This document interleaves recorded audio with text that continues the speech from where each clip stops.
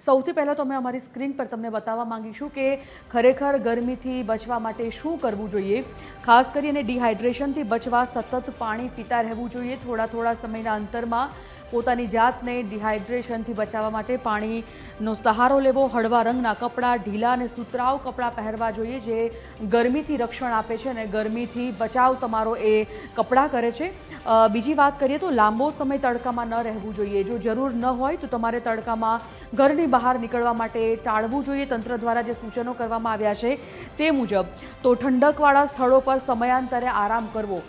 અનિવાર્ય સંજોગોના કારણે જો તમારે ઘરની બહાર નીકળવાનું થાય છે તો પછી ચશ્મા, છત્રી, ટોપી અથવા રૂમાલનો ઉપયોગ કરવો। આ તમામ સામગ્રી સાથે ઘરની બહાર નીકળવું અને ઠંડા પીણા, લીંબુ પાણી, છાશ, નારિયેલ પાણી અથવા તો ORSનું સેવન કરતા રહેવું જોઈએ જેના કારણે તમને ગરમીમાંથી આંશિક રાહત મળી શકે।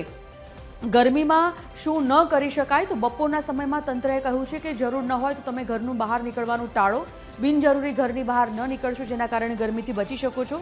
શારીરિક શ્રમ, આ ગરમીમાં જે સતત લોકો શારીરિક શ્રમ કરે છે, જે મજૂરી કામ કરતો વર્ગ છે તેમને પણ બપોરે થોડો સમય માટે આરામ કરવા માટેની સૂચના આપવામાં આવી છે। ચા, કોફી અને કાર્બોનેટેડ પીણાનું સેવન ન કરવું જોઈએ। ગરમ પીણાનું સેવન ન કરવા માટેની સૂચના પણ આપવામાં આવી છે જેને કારણે બોડી હીટ હંમેશા પકડી લેતું હોય છે।